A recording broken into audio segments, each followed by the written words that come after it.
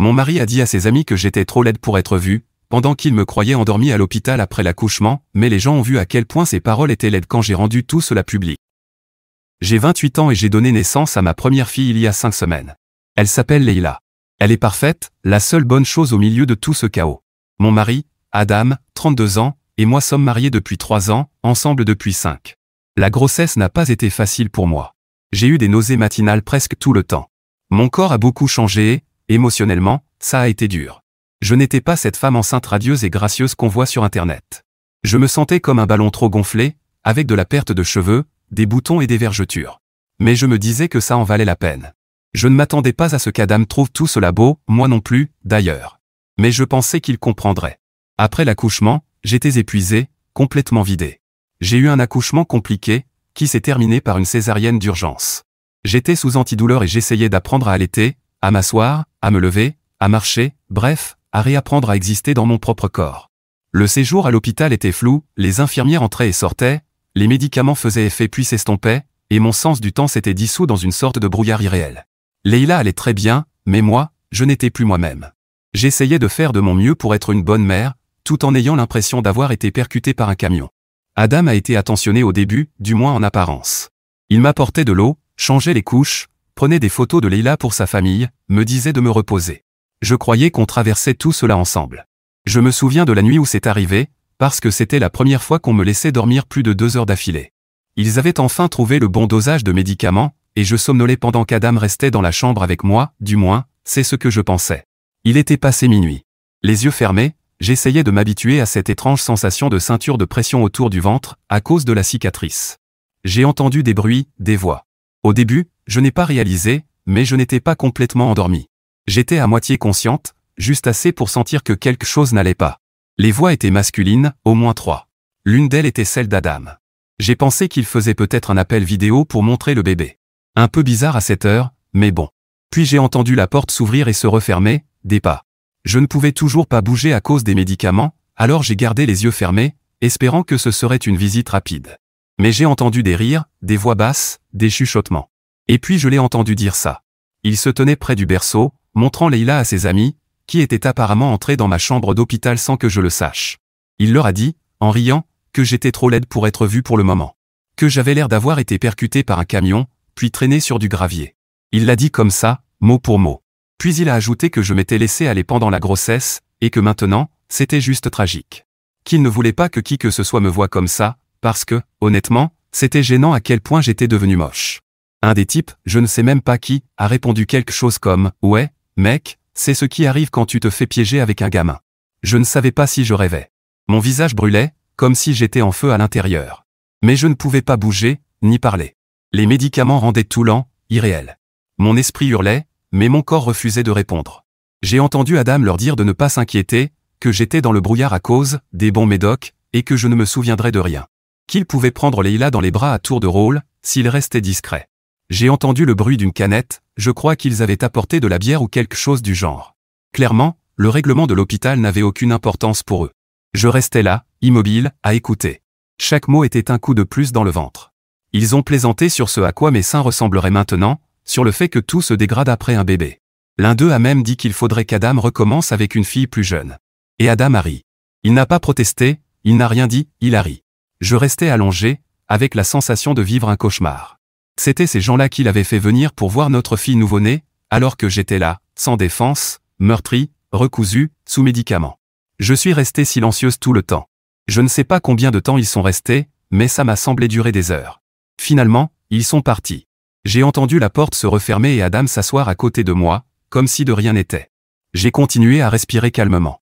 Je l'ai laissé croire que je dormais encore. Mais voilà le truc, avant d'accoucher, j'avais prévu de faire une petite vidéo spéciale des premiers jours de Leila. J'avais installé une petite caméra à activation vocale pour enregistrer les moments où les gens venaient la voir. Je voulais lui faire une surprise plus tard, lui montrer combien elle avait été aimée dès sa première semaine. Adam m'avait aidé à la mettre en place. Elle était cachée dans une de ces caméras en forme d'animal, pointée vers le berceau. Il avait complètement oublié son existence. La caméra a tout enregistré, sa voix, leur rire, chaque mot horrible. Je ne l'ai pas regardé tout de suite, je ne pouvais pas.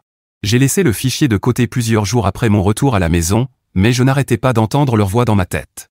Encore et encore.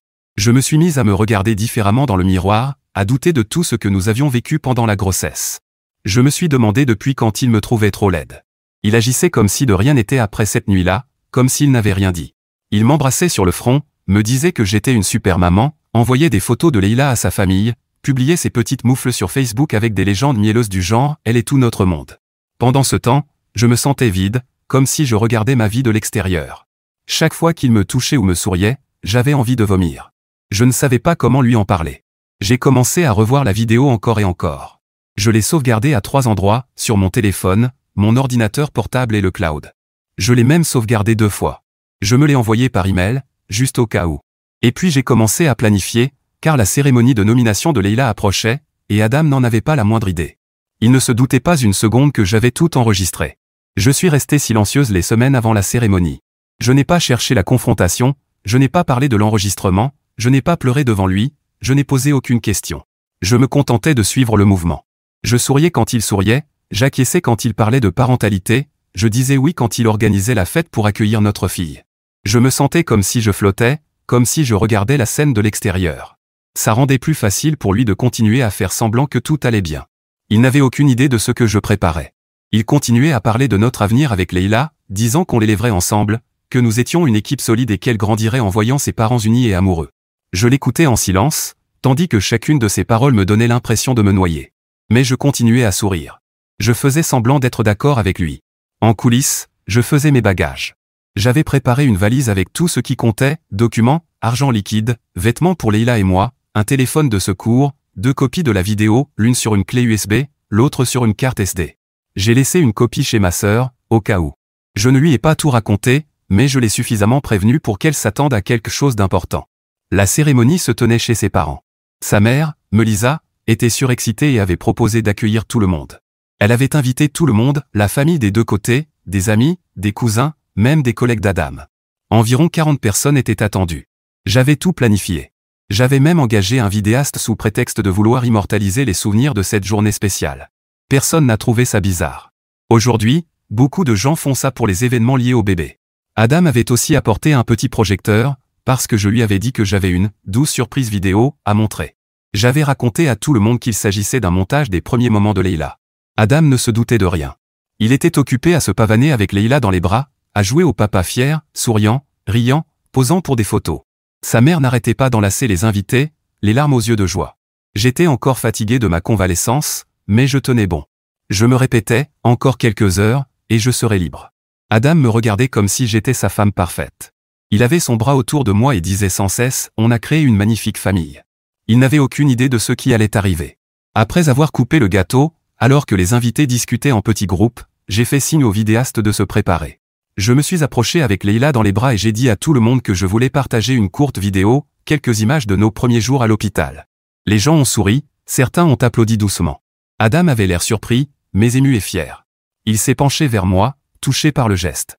Les 20 premières secondes étaient douces, quelques clips et photos de Leïla à l'hôpital. Moi la tenant dans mes bras, Adam la nourrissant, une musique douce en fond. C'était la vidéo typique, tendre, à laquelle tout le monde s'attendait. Puis la vidéo a changé, elle est passée à la chambre d'hôpital. On voyait le bord du lit où j'étais allongé, le berceau et la porte. Les voix étaient parfaitement claires. Adam est entré avec ses amis, et l'audio a tout capté. Dans la vidéo, on le voyait parler, rire. Ses amis commentaient aussi. Il lançait d'autres blagues, et il riait encore. On entendait distinctement qu'il disait pouvoir parler librement puisque j'étais drogué. Je n'ai regardé personne. Je continuais simplement à fixer l'écran, Leïla contre ma poitrine. Le passage a duré environ 2 minutes. C'était largement suffisant. Quand la vidéo s'est terminée, je me suis tourné vers les invités et j'ai dit que je devais changer la couche de Leïla. Puis je suis parti. Personne ne m'a rien dit, parce qu'il savait qu'Adam avait merdé, et qu'à ce moment-là, c'était peut-être lui qui avait besoin d'une couche. Je suis allé dans la chambre d'amis où j'avais caché ma valise, je l'ai prise, j'ai installé Leïla dans son cosy et je suis sorti discrètement par la porte arrière pour rejoindre l'Uber. Cette nuit-là, je suis resté chez ma sœur. Elle a pris Leïla dans ses bras pendant que je m'asseyais enfin pour pleurer. Plus tard, je lui ai montré la vidéo entière, et elle a pleuré aussi. Elle m'a dit qu'elle avait toujours senti qu'Adam avait quelque chose de louche, mais qu'elle n'aurait jamais imaginé qu'il puisse être aussi cruel. Elle m'a dit que j'aurais peut-être dû aller d'abord voir un avocat. Peut-être.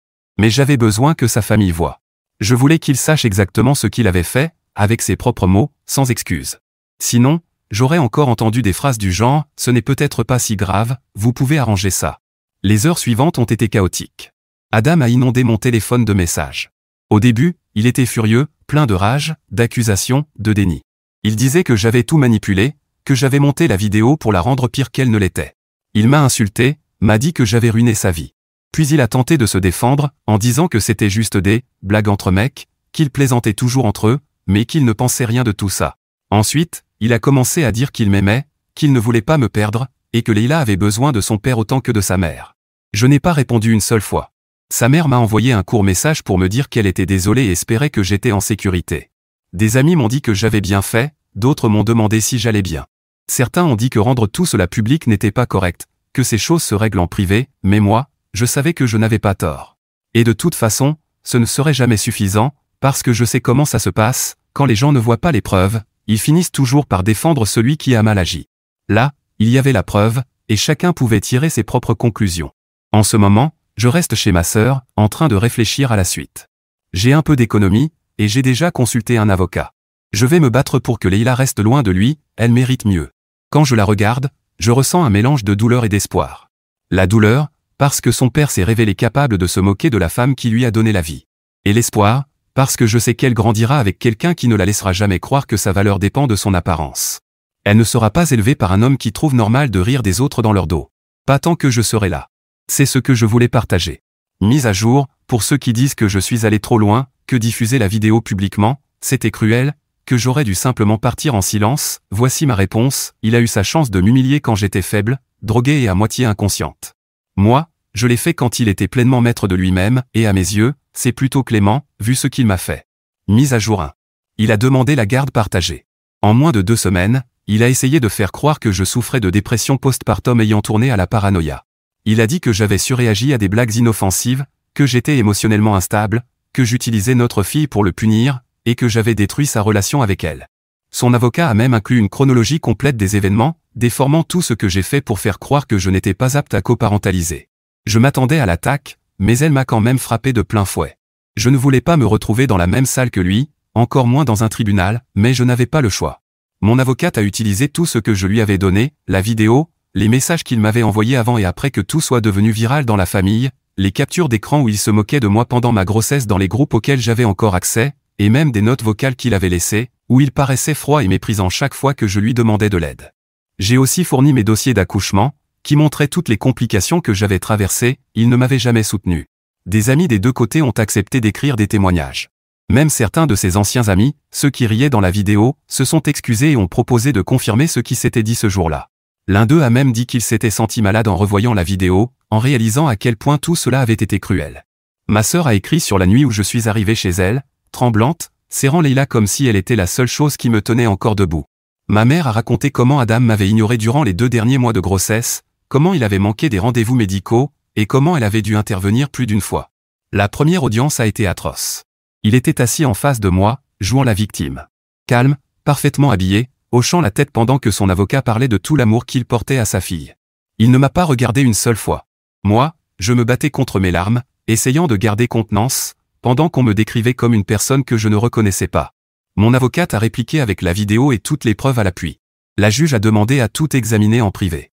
Lorsqu'elle est revenue, elle a déclaré que le comportement d'Adam soulevait déjà des inquiétudes quant à la sécurité de la mère et de l'enfant. Adam a légèrement tressailli, mais a continué à faire semblant d'être maître de lui. Moi, je n'y arrivais plus. La deuxième audience a été encore pire, car ils ont mis en doute mon état mental. Ils ont posé des questions sur mon entourage, sur mon réseau de soutien. Ils ont demandé comment je comptais élever Leila sans figure paternelle. Ils ont tenté de présenter mon silence après la vidéo comme un refus de coopérer. J'ai gardé mon calme, mais j'ai eu la nausée pendant des jours. C'était terrible d'entendre ces gens me décrire comme si je voulais juste ruiner sa vie par vengeance. Je suis rentré à la maison et j'ai pleuré en silence, la tête enfouie dans l'oreiller pour que Leila ne m'entende pas. Mon avocate m'a rassuré, elle disait que notre dossier était solide.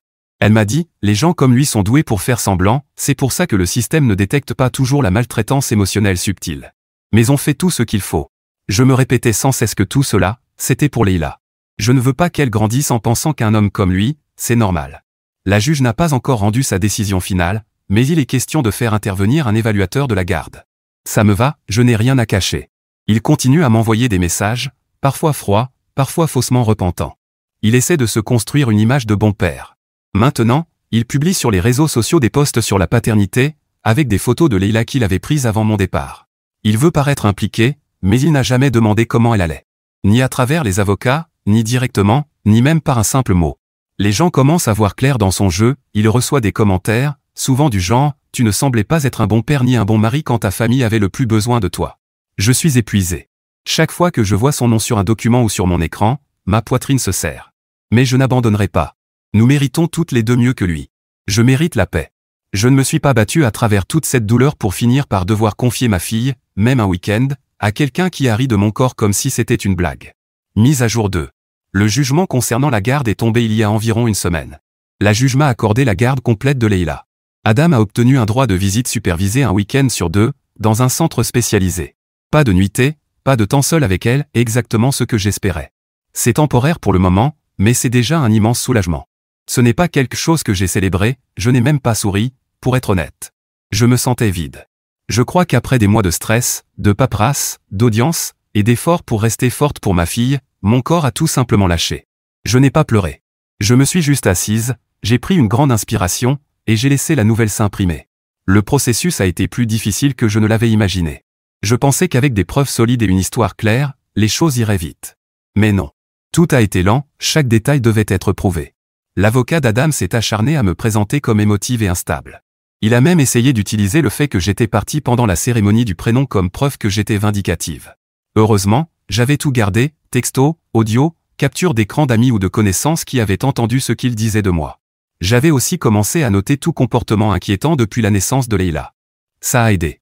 Plusieurs personnes ont témoigné en ma faveur, dont ma sœur et une amie proche qui m'avaient soutenu pendant la grossesse.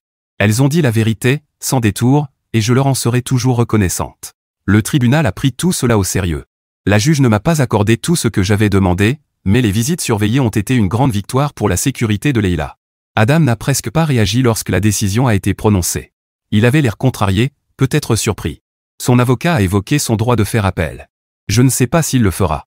Il est du genre rancunier, mais aussi paresseux quand les choses ne lui profitent pas directement. Je ne serais surprise dans aucun des deux cas.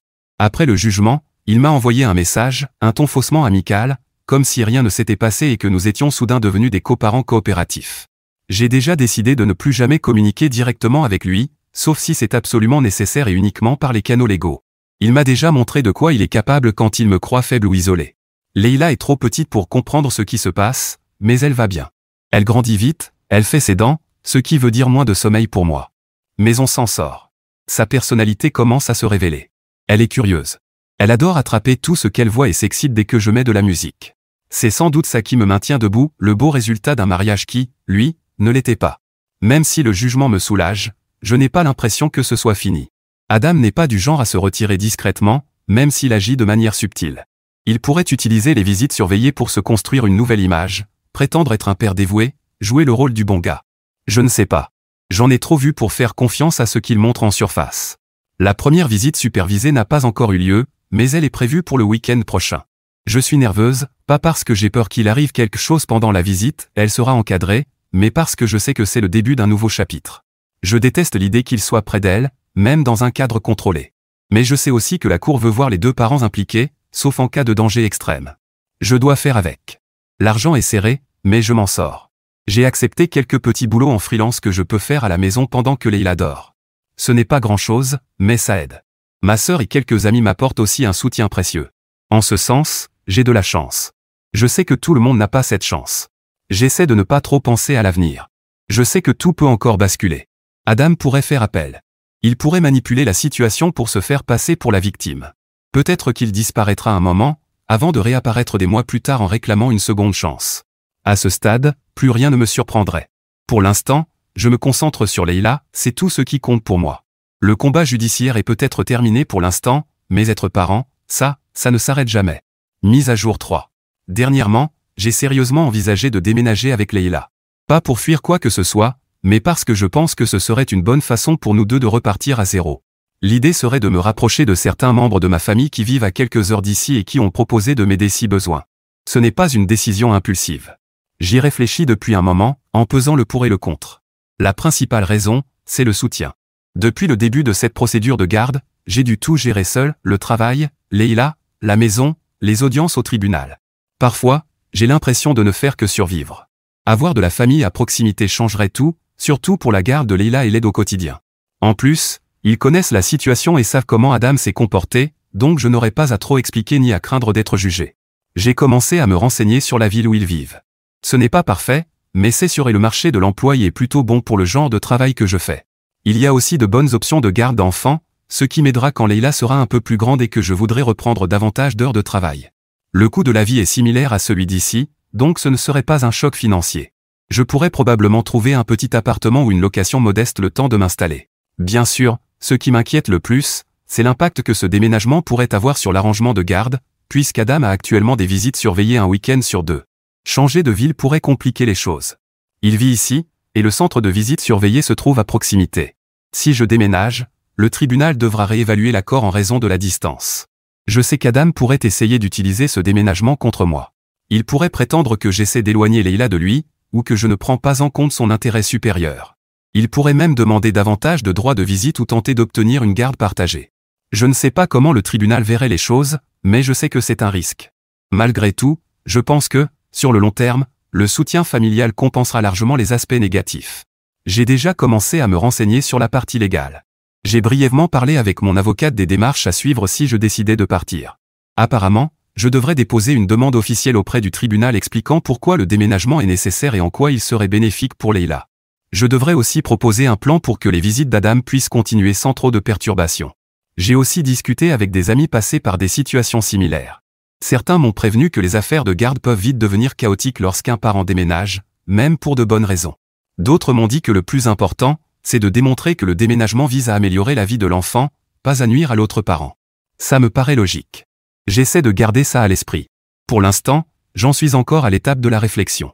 Je fais des listes de pour et de contre, je regarde des appartements en ligne, et j'analyse le meilleur moment pour le faire si je me décide. Je n'ai encore rien dit à Adam. Je ne sais pas comment je vais le lui annoncer, ni quand, vu la façon dont il réagit à tout.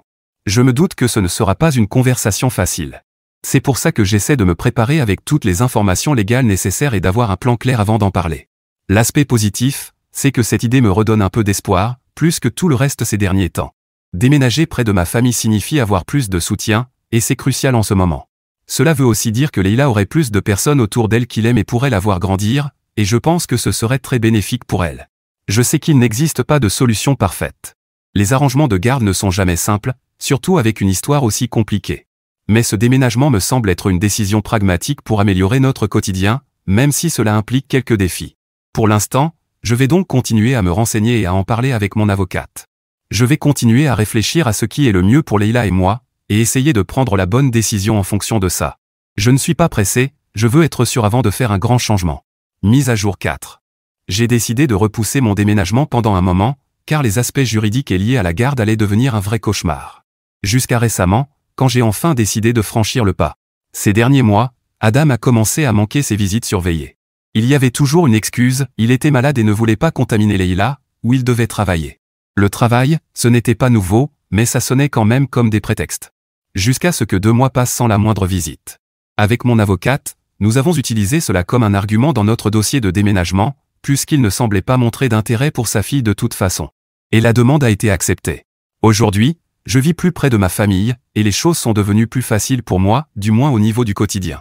J'ai des gens pour m'aider, un vrai réseau de soutien, et c'est un énorme soulagement. Quand on m'a accordé le droit de déménager et que les visites surveillées d'Adam ont été suspendues, puisqu'il ne montrait aucun intérêt, il est revenu à la charge. À ce stade, je ne pense pas que ce soit par véritable souci pour sa fille, mais plutôt par besoin de contrôle, ou simplement pour me compliquer la vie.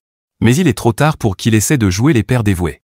S'il n'avait pas complètement cessé de se présenter, les choses auraient pu être très différentes.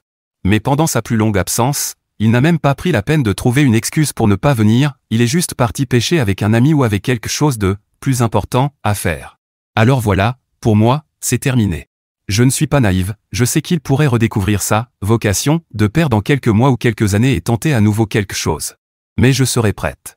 Et peut-être que ce ne sera pas nécessaire. Peut-être que nous n'aurons plus jamais à entendre parler de lui.